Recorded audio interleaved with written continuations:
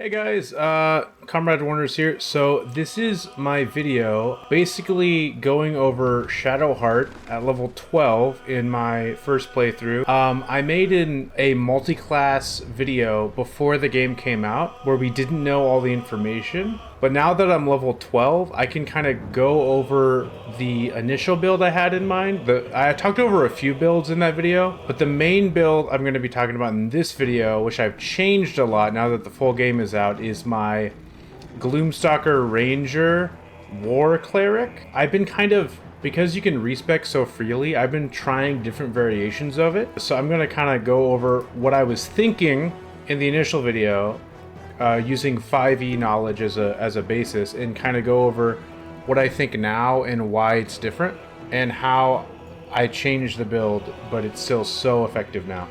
There will be spoilers, not of story at all, mostly just gear. If you're okay with spoilers of like items that you'll potentially get by the end of the game, abilities and skills, if you're okay with that, then continue watching. If not, play the game a bit and then come back. Anyway.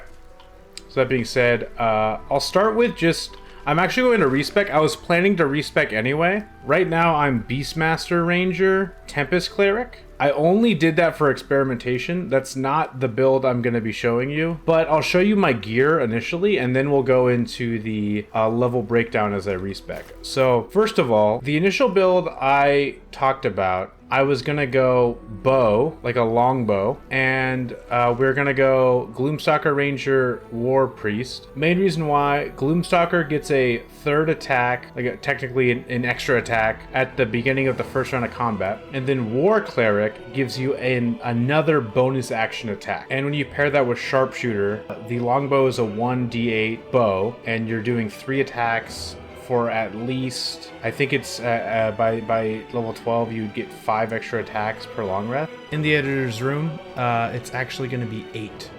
So you'd get like 6 extra attacks per long rest, at least. Combats aren't like super long, and you can always save them and stuff. In D&D, there is a double hand crossbow build, but the reason why, and it's really good, but the reason why I didn't suggest that initially is, first of all, in 5e, there is a human variant you can select, race-wise, where you get a free feat at level 1. That is not an option in Baldur's Gate 3. Also, Shadowheart is a half-elf, so you can't change her race anyway. Most people that do the double crossbow build, you need a feat to make it work, because usually you need a free hand to reload your crossbow, and you need to take the crossbow expert feat so that you don't have to load the crossbow, and basically you can fire 3 attacks every round. And then you also get the sharpshooter feat, so that's already 2 feats. So in Baldur's Gate 3 you wouldn't be able to really use that build till level 8 at the earliest, but in 5e you could be doing that by level 4, which is a big difference. So also crossbow expert doesn't even do that in Baldur's Gate 3 anymore. But one thing that I found while playing is you can get a bonus action crossbow attack just by using 2 hand crossbows, and sharpshooter applies to both. So right here you got your regular attack. I have sharpshooter. That's one of the feats I picked. Well, I'll show you more about that in a second. So my regular attack is, I'm gonna take these gloves off for a second.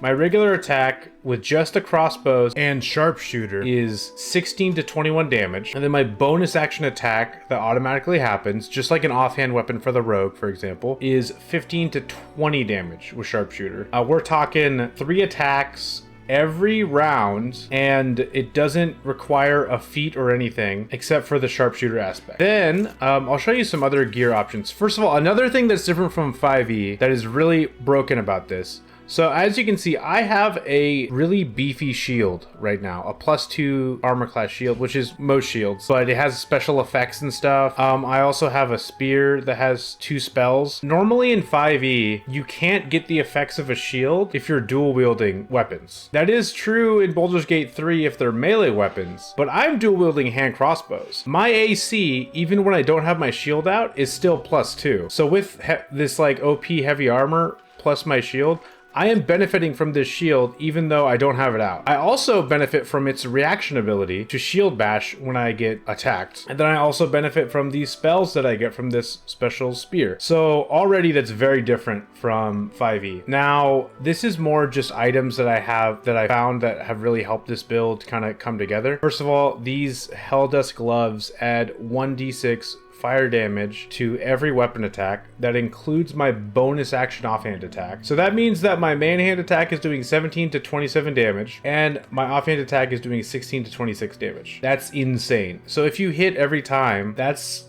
like on average about 60 damage around if you hit every turn. That being said though, this is also a healer. I have 7 levels in Cleric, and the build I'm going to show you today, because I don't need to take War Cleric because I already get that bonus action attack, this is going to be the party healer. And you're probably saying, this healer does a shit ton of damage. Yes. Yes it does. Because if the enemy's dead, they can't do damage to you. That doesn't mean she still won't be an effective healer, but that's something to keep in mind is if your healer is outputting way more damage than other healers, then they won't need to heal us. One more item I'll mention real quick, just because I think it's amazing, is Risky Ring.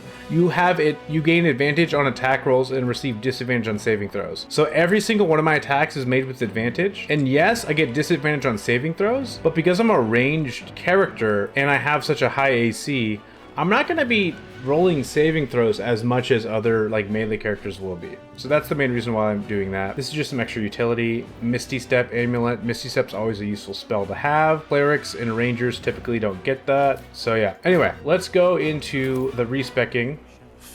We're still going to be going Gloomstalker. The main reason why is you'll be able to make 4 attacks as a Gloomstalker. So, oh yeah, first of all, we go with Ranger Knight because Ranger Knight gives you the heavy armor proficiency. You can technically get that if you go Cleric first level, but I'm pretty sure there's some things that you don't get if you... Anyway, I think this is the best way to do it. Just go Ranger first level, or you can go whatever you want, but I'm going Ranger first level just because. I get fire resistance just because in my playthrough, out of cold, fire, and poison, fire is the damage type I've had the most done to me. And Find Familiar's just an okay spell. Proficiency in Sleight of Hand isn't that necessary for a healer damage dealer. This stat spread is what I got going right now. I have Constitution 14, Dex 16, Strength 8, Intelligence 8, Charisma 10, Wisdom 17. Honestly, I could probably take the 2 out of Charisma and go into Strength just so that I have a higher chance with Strength saving throws. I just did this for whatever reason. The main thing you want is Dex 16, Con 14, Wisdom 17. This is so that you can land those cleric spells easier. And because you're gonna have the Risky Ring, it's gonna be pretty hard for you to miss your attacks if you find that ring. I'm pretty sure you get that in the Gauntlet of Shar, if I'm not mistaken. Anyway, so let's confirm. Okay, as far as spells, cleric spells we're not going to worry about till I finally level up. We're going to pick up spells that clerics don't have access to that I think will be useful to you.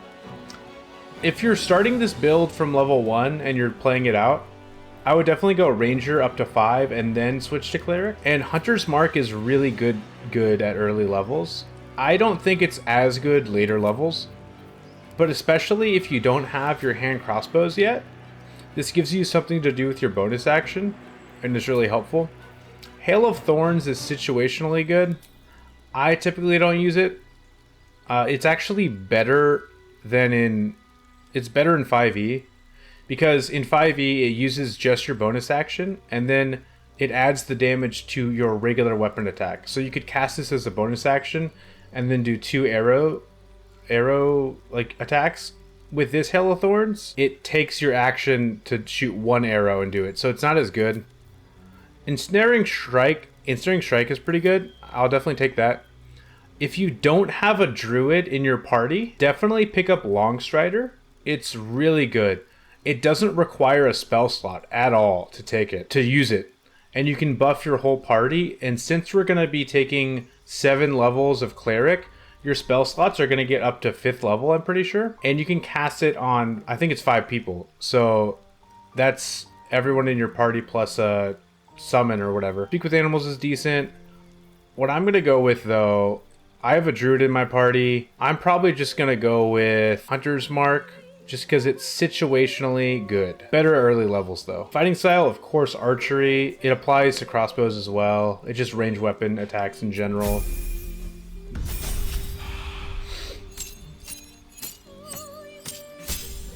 Okay, this is where we go Gloomstalker. You'll get, first of all, you'll get more dark vision, so it'll be easier for you to get your hits in dark areas. You get Dread Ambusher. You gain a +3 to initiative. On the first turn of combat, your movement speed is increased by 10 feet. And you can make an attack that deals an additional 1d8 damage. You get invisibility. Wrap yourself in shadows to become invisible. This requires a full action. So this is better to do, you know, like outside of combat or if you really need to be invisible. And then you got a bonus action hide, which is really nice, especially because some items give you more damage if you're hidden, which is awesome. And then you get another spell. Yeah, again, it doesn't really matter. Just pick your favorite. You can even pick like Cure Wounds if you want to have a different spell. I'm gonna go with Enhanced Sleep. I never use that spell, but let's just pick it. Maybe I'll start using it more. I don't know. Situationally, it's pretty good. Now, this is where we pick Sharpshooter. If you're having trouble hitting your targets, I would not go this yet. I would go Ability Score Improvement, but I don't have trouble hitting my targets. Sharpshooter, ranged weapon attacks with weapons that you're proficient with, have a -5 penalty to their attack roll, but deal an additional 10 damage. Sharpshooter is better than Great Weapon Master, because I have archery fighting style that adds a +2 to hit on my ranged weapon attacks. So this +5 penalty in comparison to Great Weapon Master is actually this -5 is actually a -3, but I still get the +10 bonus to attack damage. And then your ranged weapon attacks do not receive penalties from high ground rules. So whatever elevation you are from the enemy, you have the exact same chance to hit.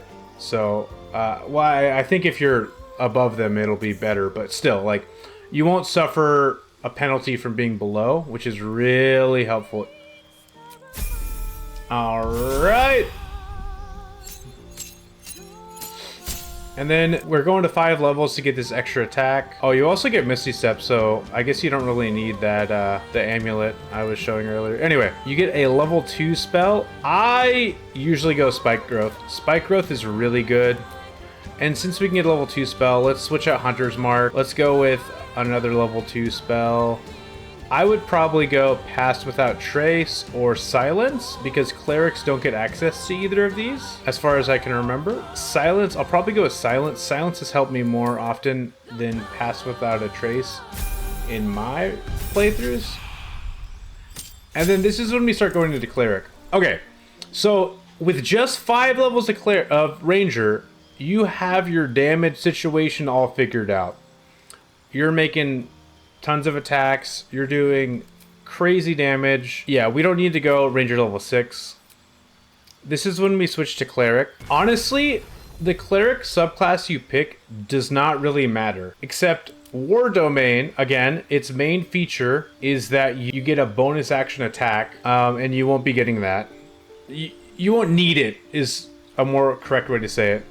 If you're going dual hand crossbows. If you haven't gotten dual hand crossbows yet, and you're using a bow, or you just want to use a bow, then yeah, go War Domain. Also, their Channel Divinity Guided Strike makes it so you have a higher chance to hit enemies. But what I'm going to do is go Life Domain. The main reason why is this will buff your healing a lot. This will make it so that even though she's pumping out tons of damage, I want her healing to be potent when it's necessary. And so, yes. Spell picking doesn't matter right now because we can switch this all out later. I'll just pick whatever right now. I'll explain the spells that you want to pick up once I finish this all out. You get Preserve Life. This is a AoE heal that heals all your allies. Really, really, really good.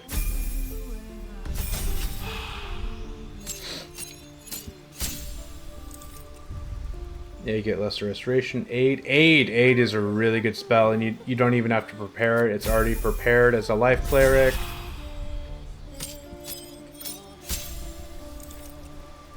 Okay, this is where we want to go ability score improvement. You could do something else, like if you're having trouble keeping concentration of your spells, you could go Warcaster, but I'm not going to do that personally. You could go mobile if you want, have more movement. But yeah, we're going to go ability score improvement. I usually go the route where I up my wisdom. Mostly because, as I said, I'm not missing attacks very often. And then you can go one more in dexterity.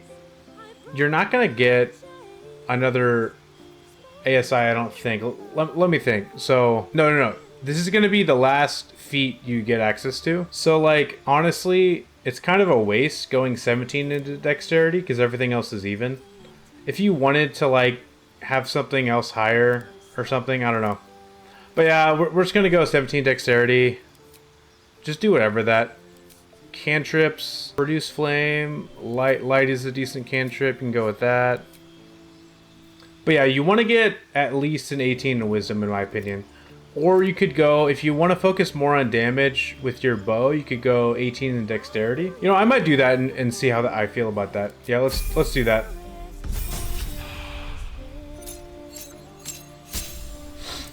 Alright, and then we could destroy undead.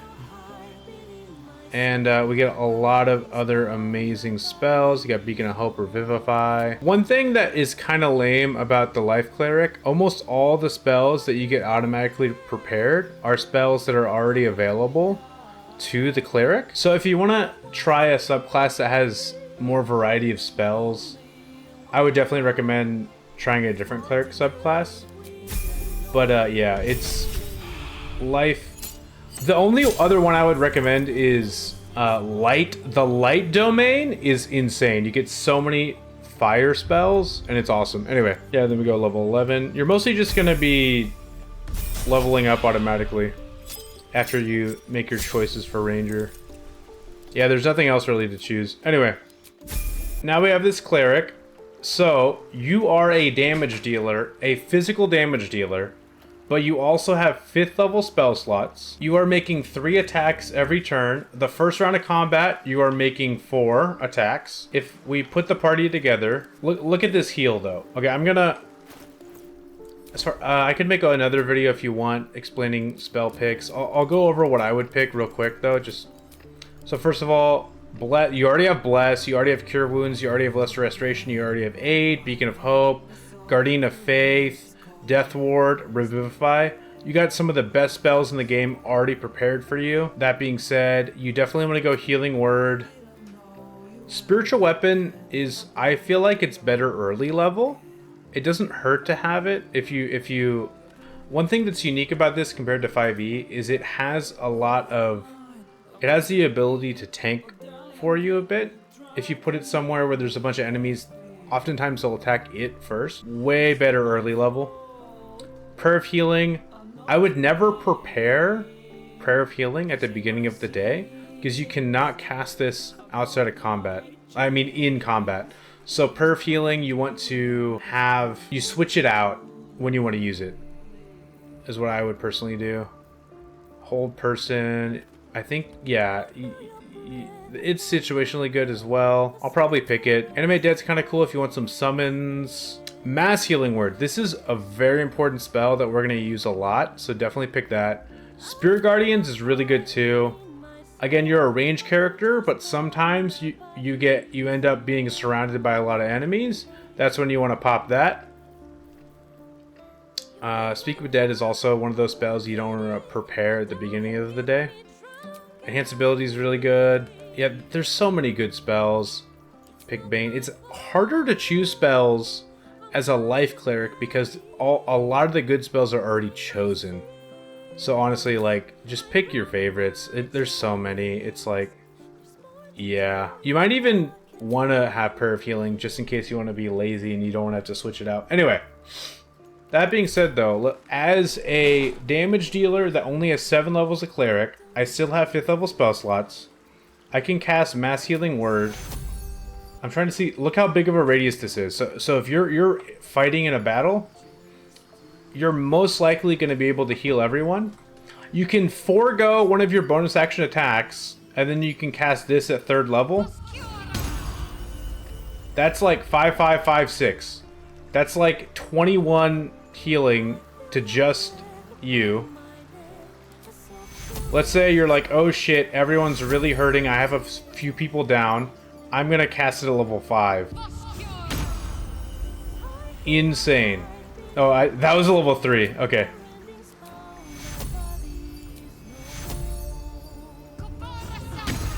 Like 7, 13. That's insane healing. So yeah, anyway. So you're one of the best damage dealers in the party while also being one of the best spellcasters. You have Guardian of Faith, which is a really good spell. You can cast this anytime an enemy walks in here. They're going to take 20 damage. Really good. You got Bless. Preserve Life. This is an AoE heal effect. It takes an action though, but this is another oh shit button. You could mass healing word and then preserve life if people are really hurting. Also, every day in the morning you cast Aid to give everyone bonus HP. Real good. And then anyway, let's show you some damage. I'll attack my Spirit Guardian. Look at that! That's insane! And then you go for a second hit. Okay. Normally it wouldn't hit 4 times unless it was the first round of combat. But anyway, that being said, really good damage, really good healing.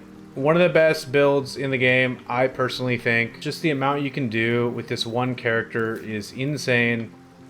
I'm going to be doing more build videos explaining, usually going over the builds I've already done and just kind of updating them now that the full game is out and now that we have level 12 characters available and we can look at all this stuff. Anyway, thank you for watching. Hope you all have a great rest of your day. Peace out.